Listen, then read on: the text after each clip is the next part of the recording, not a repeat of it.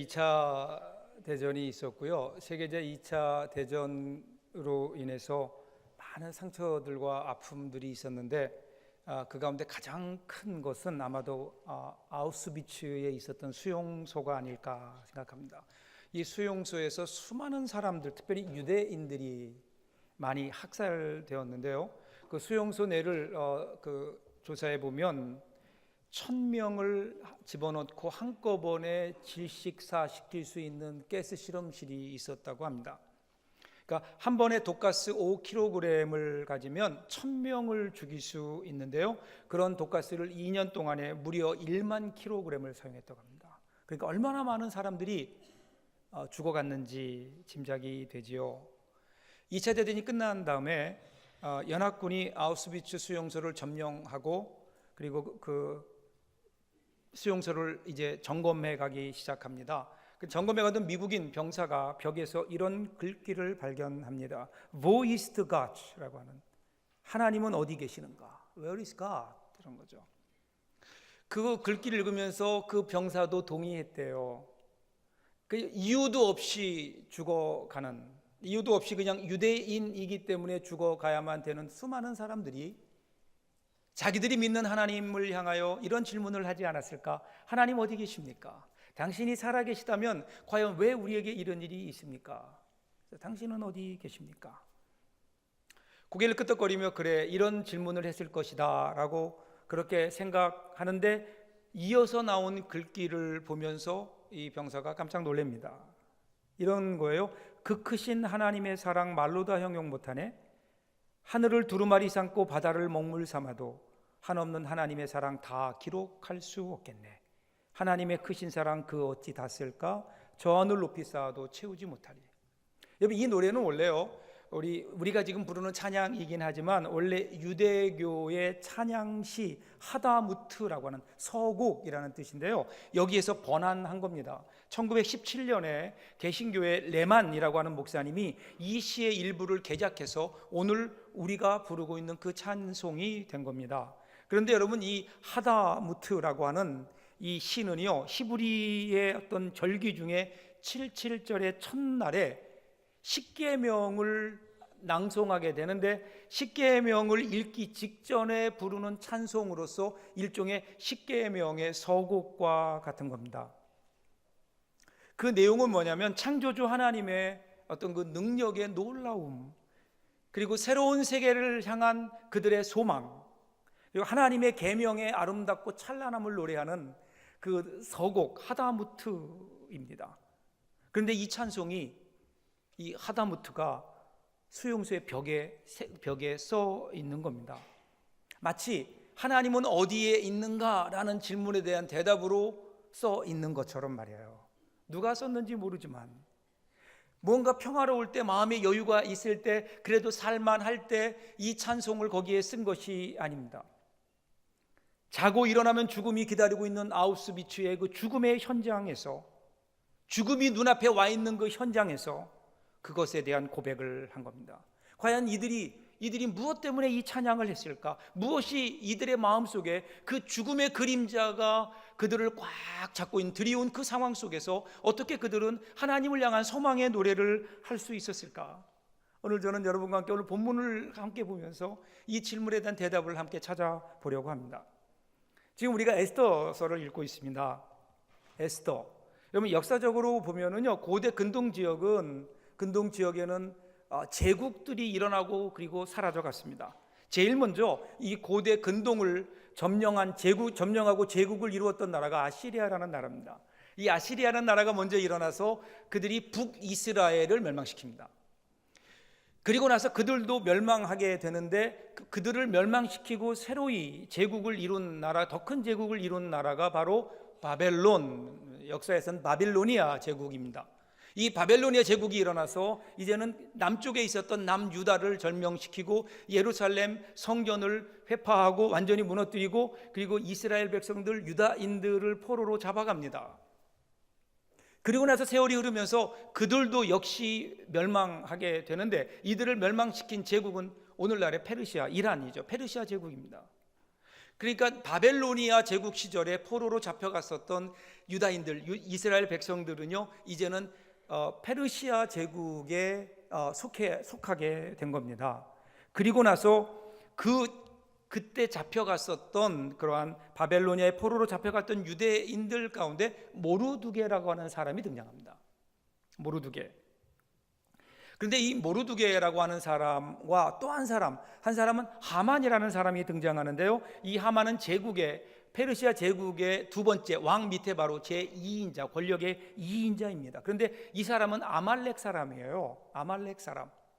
어느 날 하만이 궁전 안으로 들어오는데 행차를 하는데 다른 모든 사람들은 그 앞에 엎드려 절을 하는데 왕궁 수비대, 왕궁을 지키고 있었던 모르두게는 어떤 이유인지 모르지만 그에게 절하지 않고 뻣뻣하게 서 있습니다. 그러니까 기분이 안 좋은 거예요. 저놈 뭐하는 놈이야? 알아봐. 그랬더니 저놈 유대인입니다. 이렇게 된 거예요. 여러분, 역사적으로 유대인과 아말렉 사람들은 견원지간, 원수지간입니다. 그러니까 하만이 화가 난 거예요. 그래서 저놈만 손볼 것이 아니라 저 민족 전체를 이번 기회에 손봐야 되겠다. 그래서 왕에게 어떤 법령 제정을 건의하면서 그들을 불순 세력으로 모으고 저들을 완전히 유대인들을 멸살시킬 수 있는 허락을 왕에게서 얻어내는 겁니다. 그럼 그때 이제 얼마 안 있으면은 그들을 다 죽일 수 있게 된 거예요. 그런데 하만은요, 아침에 매일 왕궁에 들어올 때마다 자기에게 절을 하지 않는 모르두게가 여전히 가시인 거예요. 그러니까 그때까지 기다릴 수가 없는 거예요. 조금 일찍 앞당겨 죽여야 되겠다. 그리고 이제 내일이면 내가 저놈을 죽이리라. 어차피 죽일 것 좀 미리 죽인다고 뭐가 어떻게 되겠는가. 그리고 어떻게 죽일까 고민하다가 높은 장대 2.5m 정도, 거의 3m에 해당하는 장대를 높게 세우고 그 위에 모르두게를 달아서 죽이리라 이러면서 일찍부터 나와서 준비하고 밤 늦게 와서 준비하고 있는 거예요. 여기까지가 5장까지의 이야기입니다. 그리고 오늘 이제 우리가 읽었던 본문 6장으로 들어가는 거예요. 6장을 보면 어떻게 시작되는가 하면요, 1절을 보세요. 그날 밤에 왕이 잠이 오지 아니하므로 명령하여 역대 일기를 가져다가 자기 앞에서 읽히더니 이렇게 됩니다. 보세요 여러분, 여기 밤으로 시작하고 있어요. 밤, 어두운 밤이에요. 어두운 밤, 어두워요. 내일이면 죽음이 기다리고 있는 절망의 밤입니다. 내일이면 죽음이 기다리고 있는데 죽을 수밖에 없는데, 그런데 더 큰 문제는 어디 있는가 하면요, 죽음이 눈앞에 오므로 알면서도 그것에 대해서 아무것도 할 수 없는 무력한 존재라는 겁니다. 철저하게 무력한 밤입니다. 그런 위기 앞에 아무것도 할 수 없는, 그저 그 밤을 그렇게 지내야만 되는, 죽음의 위기에 처해 있는 에스더나 모르두게나 유대인들이 아무것도 할 수 없는 무력한 밤, 그 밤으로부터 시작합니다. 여러분, 사실 우리가 인생을 살다 보면 이럴 때가 있지 않나요? 무력해져요. 환경 앞에 내가 분명히 위기가 있음을 알면서도 그 앞에 아무것도 할 수 없는, 내 능력 밖이 되어버린, 인생 일이 내가 계획한 대로 전혀 풀려지지 않을 때가 있습니다. 삶은 우리의 의지대로 우리가 설계하지만, 계획하지만 그것이 꼭 그렇게 실현되는 것은 아닙니다. 살다 보면 때로는요, 앞을 향해 나가야 되겠는데 무언가 앞이 열리지 않는 막다른 어떤 벽 앞에 서 있는 것 같은 그러한 절망감이 우리 가운데 엄습할 때도 있습니다. 어두운 밤입니다. 어두운 밤. 그때 우리가 할 수 있는 일은 뭘까요? 그때 우리가 부르는 노래는 그냥 신음일 뿐이고 탄식일 뿐일 겁니다. 우리가 살다 보면 이런 어두운 밤을 만나게 되는데, 이 어두운 밤에 우리는 어떻게 해야 될까요? 어두운 밤을 지나는 비밀은 무엇일까요? 그때 먼저 우리들은 우리가 할 수 없는 일들에 대해서 포기하고, 우리 인생의 어두웠던 순간들을 돌아보며 그때 하나님께서 우리의 인생을 어떻게 인도하시고 어떻게 구해내셨는지를 기억하고 묵상해내야 됩니다. 비록 지금 이 순간에 그분의 그 기적의 손길을 볼 수 없고 그분의 따뜻한 위로의 음성을 우리가 듣지 못한다 하더라도, 여전히 그분은 숨어서 역사하시고, 그분은 여전히 나를 사랑하시고, 그분은 여전히 이 순간에도 그분의 손을 계속해서 움직이고 계시다는 하나님의 임재, 하나님의 손길의 임재를 기억해내는 것, 이것으로부터 오늘 우리의 찬양은 시작될 수 있지 않을까요? 여러분, 사람들은요, 참 이상해요. 내가 어찌할 수 없는 것들, 내 능력 밖의 것들에 대해서는 미련이 굉장히 많습니다. 죽음에 대해서 우리가 무엇을 할 수 있을까요? 그런데 사람은 거기에 대해서 계속해서 미련을 둡니다. 미련을 두는 거예요. 괴로워합니다. 그것 때문에. 반면에 우리가 할 수 있는 일임에도 불구하고 그 일을 하지 않는 것에 대해서는 별로 안타까워하지 않습니다. 그러면서 할 수 없는 일들에 대해 자꾸만 미련을 갖게 돼요. 미련을 갖게 됩니다. 근데 곰곰이 생각해 보세요. 반대 아닐까요? 우리가 할 수 있는 일들에 대해서는 우리의 마음을 쏟아서 그 일을 해야 되지만 우리가 할 수 없는 일들, 우리 능력 밖의 일들에 대해서는 어떻게 될까요? 그 일에 대해서는 그것은 우리들이 포기해야 됩니다. 우리가 할 수 있는 일이 아닙니다. 우리의 몫이 아닙니다. 그래서 라이너드 니버라는 분이 유명한 기도를 했죠. 내가 변화시킬 수 없는 일들에 대해서는 그것을 받아들일 수 있는 평정함을 주시고, 내가 변화시킬 수 있는 일에 대해서는 도전할 수 있는 용기를 주옵소서. 그리고 이 두 가지를 깨달을 수, 두 가지의 차이를 알 수 있는 지혜를 주옵소서. 그리고 우리가 할 수 있는 일들에 대해서는 최선을 다해야 됩니다. 그러나 분명히 인생을 살다 보면 우리의 능력 밖의 것, 우리가 할 수 없는 일들이 있어요. 그 일들은 어떻게 될까요? 그것은 하나님께 맡겨야 됩니다. 하나님께 맡기는 순간 하나님께서 그 일들을, 우리를 대신해서 하나님이 일하시는 겁니다. 우리가 할 수 없는 일이기 때문에 하나님께서는 하나님의 전능하신 능력으로 그 일들을 선한 일들로 이루어 가신다라는 겁니다. 오늘 저 여러분들에게 이 믿음이 있기를 주님의 이름으로 축복합니다. 여러분, 종교개혁을 일으켰던 마르틴 루터가 종교개혁을 이렇게 하다 보니까 얼마나 힘들어요. 반대도 많고요. 또 그 가운데 배신자들도 생겨납니다. 너무너무 이런저런 근심과 걱정 때문에 잠을 잘 수가 없어요. 그래서 하루는 잠자리에 들다가 벌떡 일어나서 하나님께 이렇게 기도했다고 해요. 하나님, 이 세상이 내 겁니까? 하나님 겁니까? 하나님 거 아닙니까? 하나님 교회가 하나님 겁니까? 내 겁니까? 하나님 거 아닙니까? 그러니까 하나님이 당신 거니까 당신이 알아서 하십시오. 나는 자겠습니다. 하나님 잘 부탁드립니다. 그리고 그날 밤에 잠을 잘 잤다고 해요. 여러분, 이 거룩한 배짱이 우리에게 필요하지 않을까요? 할 수 없는 일들에 대해서. 그런데 여러분, 그날 밤 아무것도 할 수 없다고 생각했던 그날 밤, 애끓이고 있던 그날 밤, 여러분, 그날 밤에 에스더도 모르드게도 아무것도 할 수 없는 무력한 그 밤에 전능하신 하나님은 움직이고 계셨다는 겁니다. 어떻게 해요? 구체적으로 그 다음을 보세요. 왕이 잠이 오지 않아요. 그러니까 어떻게 했을까요? 여러분, 잠이 안 올 때 가장 잠을 다시 잘 수 있는 게 뭘까요? 책을 보는 겁니다. 그죠? 그래서 그랬는지 아하수에로 왕이 책 가운데도 가장 지루한 책, 두꺼운 책을 가져오겠어요. 그게 역대일기예요. 왕궁에 일어났던 일들을 기록해 놓은 별로 재미도 없는 것, 우리로 말하면 조선실록 이런 거죠. 읽는 겁니다. 2절 보세요. 그 속에 기록하기를 문을 지키던 왕의 두 내시 빅다나와 데레스가 아하수에로 왕을 암살하려는 음모를 모르드게가 고발하였다 하였는지라. 우연히 잠이 안 왔어요. 잠이 안 와서 책을 가져오라고 했어요. 우연하게 그 책이 보고 싶은 거예요. 그래서 책을 가져왔는데 그 책이 두꺼워요. 그런데 그 책을 보는데 우연찮게도 어떤 것을 보게 됐는가 하면 수년 전에 자기의 내시였던, 왕의 측근이었던 두 사람이 자기를 죽이려고 음모를 꾸미는 것을 고변한 사람이 있는 거예요. 근데 그것을 고변해서 자기 목숨을 구하게 됐는데, 그래서 그 음모가 수포로 돌아갔는데 그것을 와서 얘기한 사람이 누구인가? 모르드게인 거예요. 그런데 잊고 있었어요. 잊고 있던 거예요. 궁금하잖아요. 그래서 그 다음 3절을 보세요. 왕이 이르되 이 일에 대하여 무슨 종기와 관작을 모르드게에게 베풀었느냐 하니 측근 신하들이 대답하되 아무것도 베풀지 아니하였다이다 하니라. 이렇게 얘기해요. 아하수에로 왕이 그것을 읽으면서 그래, 그렇게 훌륭한 일을 했구나. 근데 내가 왜 기억을 못하지? 그런데 그 사람에게 어떠한 상을 내렸느냐, 어떤 종기를 주었느냐. 관작이라고 하는 것은 그의 어떤 직책을 높이는 거거든요. 그랬더니 의외로 그 사람이 조사해 보더니 아무것도 하지 않았습니다. 그러는 거예요. 여러분, 여기서 우리는 참 기가 막힌 우연을 봅니다. 타이밍이에요. 왕이 모르드게가 암살 음모를 밝혀낸 것을 기록한 그 부분을 읽고 있었다는 겁니다. 왜 하필이면 그때 그것을 읽었을까? 그날 밤에 여러분, 왕에게 불면증이 찾아온 것도 작은 일에 그냥 우연히 그런 거예요. 살다 보면 잠이 안 올 수 있죠.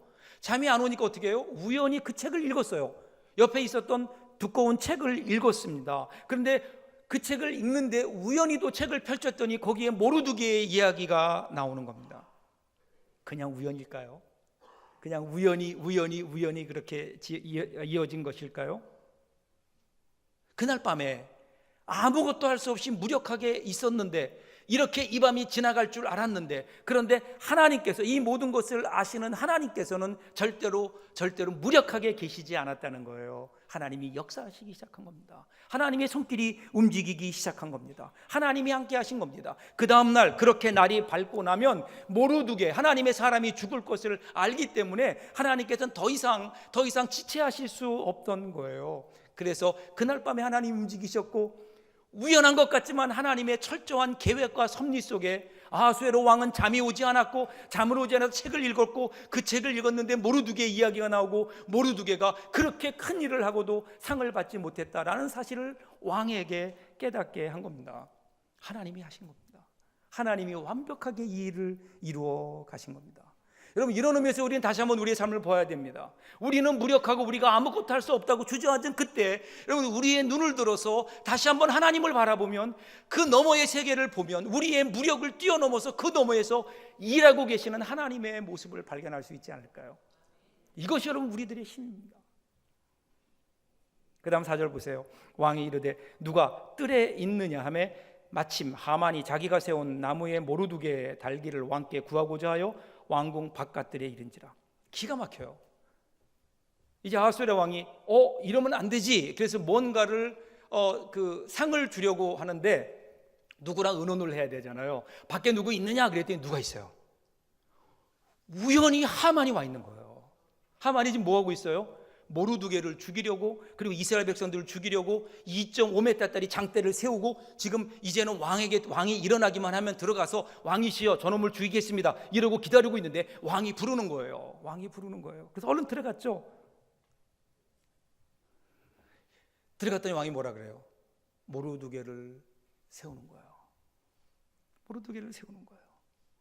전세가 바뀌잖아요. 여러분, 이게 얼마나 절묘한 타이밍입니까? 성경에 보면요, 이러한 구절들이 많아요. 이때 마침, 때가 참해, 후에, 뭐 이런 어떤 부사들, 시간을 나타내는 부사들이 나오는데요, 이 부사들을 가만히 살펴보면은요, 거기에는 하나님의 절묘한 타이밍이 그 가운데 있는 거예요. 하나님의 특별하신 개입이 있어요. 하나님의 손길이 움직일 때, 그냥 이 땅의 역사가 흘러가는 역사 속에 특별히 하나님께서 개입하실 때, 하나님의 손길이 임하실 때, 그때 때가 참에 마침 우연히 이런 일들이 사용되고 있는 거예요. 오늘 지금 하만의 경우를 보면요, 하만과 모르드게의 경우를 보면 하나님께서 마침이라고 하는 단어를 사용하시는 거예요. 우연이라는 것은요, 생각지 않았던 일이 우리 가운데 일어날 때예요. 내가 생각지 않았던 일들이 일어날 때 우연히. 인간의 입장에서는 그게 우연일지 모르지만 하나님 입장에서는 우연이 아닌 거예요. 우리는 1초 앞의 일도 알 수 없기 때문에, 그 계획을 모르기 때문에 우리에게는 그것이 우연이고, 그리고 우리에게는 그것이 답답하게 느껴질 수도 있지만, 그러나 전능하신 하나님, 모든 것을 아시는 하나님은, 이 모든 것을 계획하신 하나님 앞에는 그것이 절대로 우연도 아니고 답답한 일도 아니고 어찌 하다 보니까 일어난 일도 아니라 하나님께서 계획하신 일이고, 하나님께서 진행하시는 일이고, 하나님께서 쥐고 계시는 그 일이 하나님의 뜻을 따라 이루어지는 것이고, 우리는 이것을 가리켜서 하나님의 섭리, 이렇게 얘기하는 겁니다. 하나님의 섭리. 하나님을 사랑하는 자, 그 뜻대로 부르심을 입은 자들에게는 모든 것이 합력하여 선을 이루어간다고 하는 하나님의 섭리가 우리를 붙들고 있는 거예요. 여러분, 그 근거가 뭔지 아세요? 하나님의 사랑이에요. 하나님의 사랑. 하나님을 사랑하시거든요. 하나님을 사랑하세요. 오죽했으면 하나님이 우리를 보시며 우리의 머리털까지 세신 바 되었다는 거예요. 우리가 얼마나 귀한 존재인지, 하나님께서 하나님의 가장 사랑하는 독생자 아들을 이 땅에 보내셔서 십자가에 우리를 위하여 대신 죽게 하시고, 그리고 우리에게 새로운 생명을 주시고 하나님의 자녀로 삼아주실 만큼 우리는 하나님 앞에 귀한 존재요, 하나님의 사랑받는 사람들이라는 겁니다.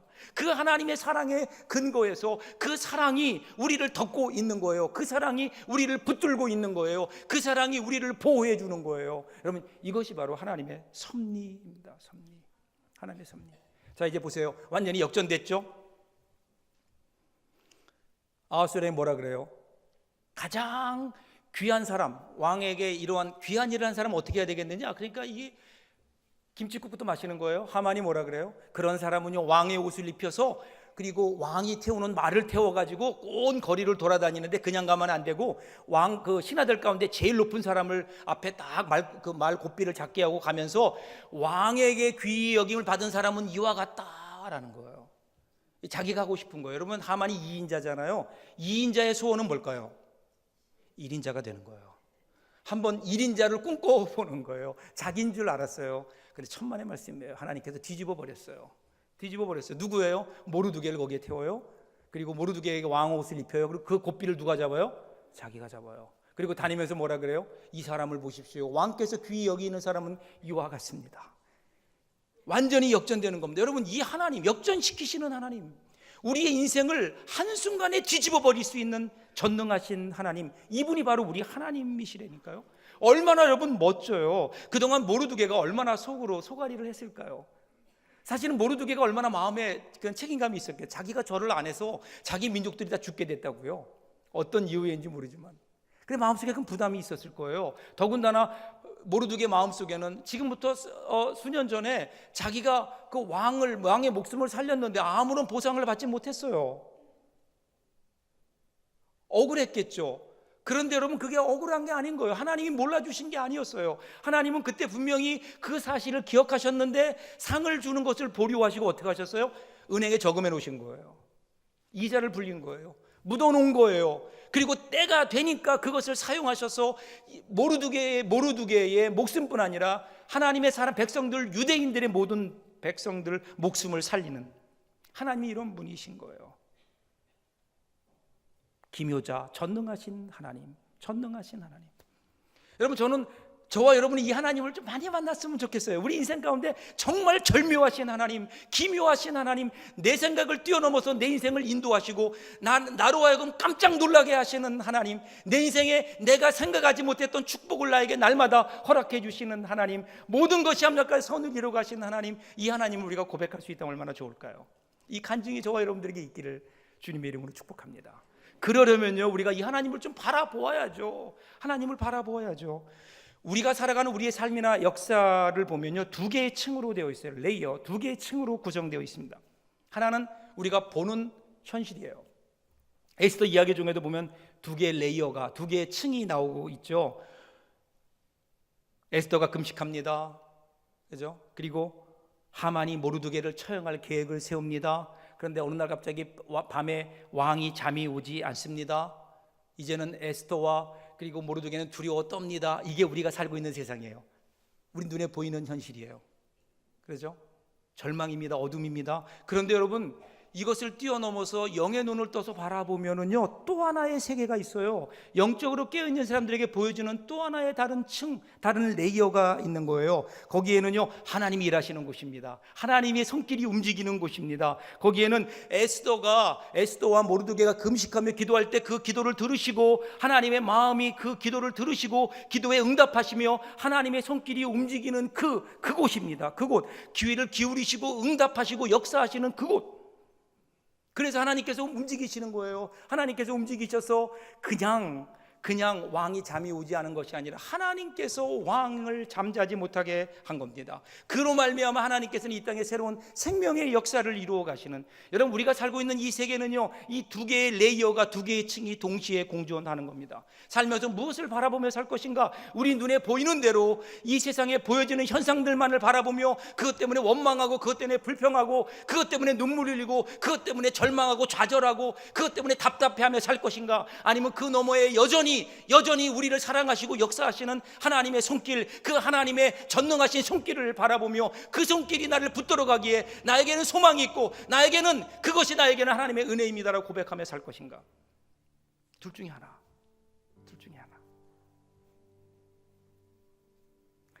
여러분, 제가 서론에서 말씀드렸던 아우슈비츠 수용소의 그 질문에 대해서 대답할 차례입니다. 과연 하나님은 그 죽음의 수용소에서 죽음의 순간에 어디에 계셨는가? 아니, 그 죽음의 순간에 하나님을 찬양했었던 그 힘은 과연 무엇이었는가? 무엇입니까?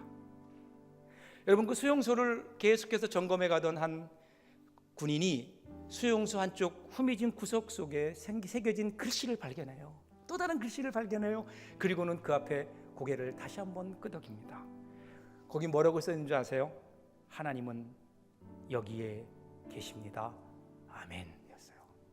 하나님은 여기에 계십니다. 아멘. 하나님이 계시지 않았던 것 같은 죽음의 기운만 가득했었던 그곳, 하늘을 쳐다보고 땅을 내려다보고 사람들을 쳐다봐도 도무지 어디에 소망의 빛이라고는 조금도 비치지 않는 칠흑과 같은 어두움이 지배했었던 그곳. 근데 여러분, 그곳에서 눈을 들어서 뭐를 봐요? 하나님을 본 거예요. 거기 함께 하시는 하나님을 본 거예요. 그러니까 하나님을 찬양할 수 있었죠. 사랑하는 여러분, 인류 역사에서요, 하나님이 우리 인류 역사 속에서 우리와 가장 가깝게 계셨던 때가 언제였을까요? 언제였을까요? 저는 십자가라고 생각합니다. 십자가에 예수님께서, 하나님의 가장 사랑하는 아들 예수께서 십자가를 지고 죽어가시는 그 순간, 하나님은 하나님의 온 정신이 거기에 집중하지 않았을까요? 하나님이 가장 가까이 오시지 않았을까요? 안타까운 마음으로 죽음의 그 자리. 여러분, 만약 오늘 우리의 삶도 마찬가지 아닐까요? 하나님이 언제 우리와 가장 가까이 계실까요? 우리 인생 가운데 좀 어려운 일이 찾아왔어요. 고난이 찾아왔어요. 내 인생이 금방 끝날 것 같아요. 더 이상의 소망이 보이지 않아요. 깜깜한 밤이에요. 아무것도 할 수 없어서 그저 그 앞에 엎드려서 눈물을 흘릴 수밖에 없고 한숨 쉴 수밖에 없는 그때 여러분 기억하세요. 눈을 들어서 좀 하나님을 바라보십시오. 가장 가까이 와 계시는 하나님, 우리의 한숨을 들으시고 우리의 눈물을 보시며 우리 옆에 가까이 와서 우리와 만나기를 원하시는 하나님, 그 하나님 우리 가운데 계시는데, 눈을 들면 그 하나님 바라볼 수 있는데, 오늘 우리에게 필요한 것은 그건 아닐까요? 그것 아닐까요? 그러면 그 하나님을 바라보면, 그러면 하나님이 우리와 함께 하시는 거예요. 그럼 그때부터 우리는 우리의 입에 있던 한숨이 거두어지고 우리의 눈에 있던 눈물이 닦아지면서 찬양하고 기뻐하며 앞을 향해 나갈 수 있지 않을까요? 오늘부터 저 여러분들에게 이 은혜가 있기를 주님의 이름으로 축복합니다. 아무리 우리 삶이 어렵고 힘들어도 여전히 우리를 사랑하시는 하나님, 우리를 위해 십자가에 죽기까지 우리를 사랑하시는 그 하나님의 사랑은 여전하고, 그분의 손길을 여전하고, 에스더를 구원하셨던 하나님이 오늘 나와 우리 가족을, 그리고 사랑하는 이 나라 이 민족을 사랑하셔서 붙들고 계시고 지금도 보이지 않는 곳에서 역사하고 움직이고 계시는 그 하나님을 바라볼 수 있다면 힘을 내야죠. 찬양해야죠. 감사해야죠. 그리고 믿음으로 앞을 향해 뛰어나가야 되지 않을까요? 찬양하며, 하나님, 나의 남은 삶은 더 이상 내가 한숨 쉬며 살지 않겠습니다. 눈물 흘리며 살지 않겠습니다. 원망하며 살지 않겠습니다. 감사하며 찬양하며 살겠습니다. 이것이 오늘 하루에 저와 여러분의 고백이 된다면 얼마나 좋을까요? 그렇게 삽시다. 하나님이 우리로 승리하게 하실 줄로 믿습니다. 기도하겠습니다.